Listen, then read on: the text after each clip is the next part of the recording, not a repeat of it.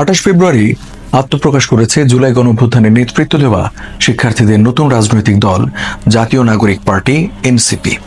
নাহিদ ইসলামকে আহ্বায়ক করে আগামী 1 বছরের জন্য 217 সদস্যের আহ্বায়ক কমিটি অনুমোদন দিয়েছে দলটি।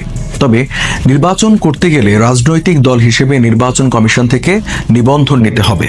সেজন্য বেশ কিছু শর্তও পূরণ করতে হবে নতুন দলকে। কি সেসব শর্ত আর কিভাবে সেগুলো পূরণ করবে এনসিপি? প্রথমে জেনে নেওয়া যাক এখনকার অবস্থা।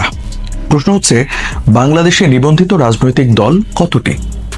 উত্তর, বর্তমানে নির্বাচন কমিশনে নিবন্ধিত রাজনৈতিক দলের সংখ্যা 54টি। এর মধ্যে বেশিরভাগ দলের নিবন্ধন হয়েছে 2008 সালে। 2024 সালে 4টি দল নিবন্ধন পায়। এগুলো হলো তৃণমূল বিএনপি, ইনসানিয়াত বিপ্লব বাংলাদেশ, বাংলাদেশ জাতীয়তাবাদী আন্দোলন বিএনএম এবং বাংলাদেশ সুপ্রিম পার্টি। নির্বাচনী মাঠে প্রধান বিরোধী দলগুলোর অনুপস্থিতিতে আওয়ামী লীগ আমলে সরকারি পৃষ্ঠপোষকতায় এসব দল তৈরি হয়েছিল বলে অভিযোগ রয়েছে নানা মহলে। 5 আগস্ট আওয়ামী লীগ সরকারের পতনের পর এবি পার্টি, গণ অধিকার পরিষদ, নাগরিক ঐক্য এবং গণসংহতি আন্দোলনকে নিবন্ধন দিয়েছে নির্বাচন কমিশন। তবে বিগত সরকারের সময়ে নিবন্ধন হারানো 5টি দল এখনো তা ফেরত পায়নি। নিবন্ধন পেতে কি কি করতে হবে এনসিপিকে? বাংলাদেশের নির্বাচন ও ভোটাধিকার সম্পর্কিত যতগুলো আইন আছে তার মধ্যে একটি হলো the representation of people's order বা গণপ্রতিনিধিত্ব আদেশ। এর অধ্যায় 6 এর কতে রাজনৈতিক দলের নিবন্ধনের কিছু শর্ত আছে। এই উদ্দেশ্য নির্বাচন কমিশন রাজনৈতিক দল নিবন্ধন বিধিমালা 2008 শীর্ষক একটি বিধিমালাও প্রণয়ন করেছে। সেখানে রাজনৈতিক দলে নিবন্ধন পেতে 3টি শর্তের কথা বলা হয়েছে, যার যে কোনো একটি পূরণ করলেই নিবন্ধন পাবে দলটি। শর্তগুলো হলো অতীত নির্বাচনী ফলাফল, সাংগঠনিক কাঠামো এবং অভ্যন্তরীণ গণতান্ত্রিক অনুশীলন। নতুন রাজনৈতিক দল এনসিপিকে নিবন্ধন পেতে হলে এসব শর্তের যে কোনো একটি পূরণ করতে হবে।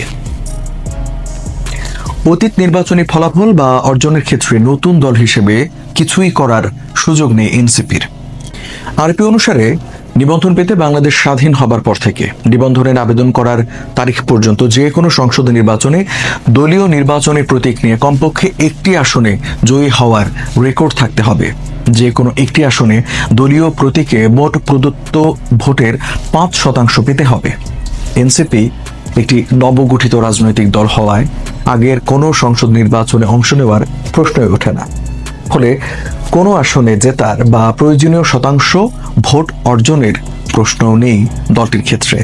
সাংগঠনিক কাঠামো এনসিপিকে যা করতে হবে তা হলো আরপি অনুসারে নিবন্ধন পেতে আগ্রহী রাজনৈতিক দলটির একটি কার্যকরী কেন্দ্রীয় কার্যালয় ছাড়াও দেশের প্রশাসনিক জেলাগুলোর অন্তত 1/3 জেলা কার্যালয় স্থাপন করতে হবে। কমপক্ষে 100টি উপজেলা বা মেট্রোপলিটন থানায় অফিস থাকতে হবে, যার প্রতিটিতে কমপক্ষে 200 জন নিবন্ধিত ভোটার থাকবেন। এনসিপি এক্ষেত্রে একটি শক্তিশালী দলীয় অবকাঠামো তৈরির দিকে তার প্রচেষ্টাকে অগ্রাধিকার দিয়েছে এবং জেলা ও উপজেলা পর্যায়ে তার কার্যালয় প্রতিষ্ঠার জন্য সক্রিয়ভাবে কাজ করছে। রমজান মাসে সাংগঠনিক কাঠামোকে শক্তিশালী করতে কাজ শুরু করেছে এনসিপি।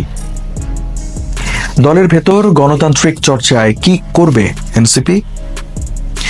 আরপিওর শর্ত অনুসারে নিবন্ধন পেতে আগ্রহী রাজনৈতিক দলটিকে কেন্দ্রীয় কমিটি সহ সকল পর্যায়ে নির্বাচনের মাধ্যমে কমিটি গঠন করতে হবে। 2030 সালের মধ্যে সব ধরনের কমিটিতে 33% পদ নারীদের জন্য সংরক্ষণ করতে হবে। ছাত্র, শিক্ষক, শ্রমিক সহ পেশাজীবী গোষ্ঠীকে দলীয় উইং গঠন থেকে বিরত রাখতে হবে। এছাড়া তৃণমূল পর্যায় থেকে একটি কাঠামোগত প্রক্রিয়ার মাধ্যমে প্রার্থী মনোনয়ন চূড়ান্ত করতে হবে। এর মধ্যে এনসিপি 217 সদস্যের একটি কেন্দ্রীয় আহ্বায়ক কমিটি গঠন করেছে। সেই কমিটির সদস্যরা গণতান্ত্রিকভাবে নির্বাচিত হয়েছেন এটি নিশ্চিত করতে হবে। দলের গঠনতন্ত্রে 33% নারী প্রতিনিধিত্বের নিশ্চয়তাও রাখতে হবে। এছাড়া পেশাদার সেক্টরের মধ্যে অনুমোদিত শাখা থাকলে নিষিদ্ধ করতে হবে। যেহেতু এনসিপির পক্ষে নির্বাচনী সক্ষমতা বা ফলাফলের মানদণ্ড পূরণ করা সম্ভব নয়, সেহেতু নিবন্ধন পেতে দলটিকে সাংগঠনিক কাঠামো জোরদার ও দলের ভেতর গণতন্ত্র চর্চায় অধিক গুরুত্ব দিতে হবে। তরুণ নির্ভর এই দলটি কোন পথে হাঁটবে তা আগামী মাসগুলোই বলে দেবে।